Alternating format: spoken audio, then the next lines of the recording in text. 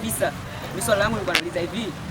Yaani ukiangalia kwa sasa hivi kwa asilimia kubwa makonda na madereva anasema kwamba mafuta yamepanda bei. Kwa hiyo mwanafunzi unakuta anataka kupanda gari, anaulizwa nauli ya shilingi ngapi? Nataka nauli inajulikana. Ukisema 200 wanakuacha pale. Kwa unakuta kama kuna wengine anakamkulanga, anakadege huko. Unakuta wanachelewa kuja shule. Kwa sababu kubwa inakuwa makonda. Hasa kama nyinyi maafisa mnatumia njia gani au taratibu gani kulishughulikia la kuswala? Asante sana. Hilo jambo lipo muda mrefu, hata kabla hata nauli kupanda. Hilo swala lipo. Ila mara nyingi tunachofanya sisi, sehemu ambazo zina wanafunzi wengi, huwa tunakaa pale kwenye wanafunzi kwa ajili ya kuwapandisha magari. Umenielewa?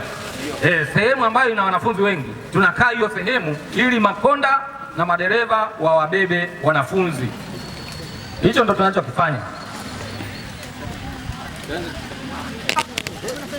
Kichukulia kama pale Maweni stand pale. Ndio. Pale hakuna afisa wala nani. Yaani unakuta wanafunzi wameruhusiwa saa 10. Lakini wanafika majumbani kwao saa 2, wengine mpaka saa 3. Kwa sababu ile yani makonda anakataa wanafunzi. Na kuna sehemu nyingine sio pale tu. Kuna vituo vingine kwa mbali huko, sio Dege huko, sio wapi.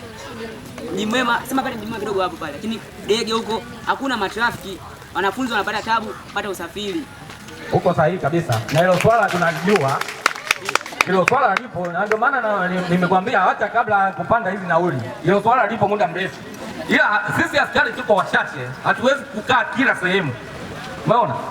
Sasa kwa mfano hapo unaposema wewe Maweni, askari kama hamuoni askari, konda na dereva watafanya wanavyotaka wao kwa sababu hawamuoni askari.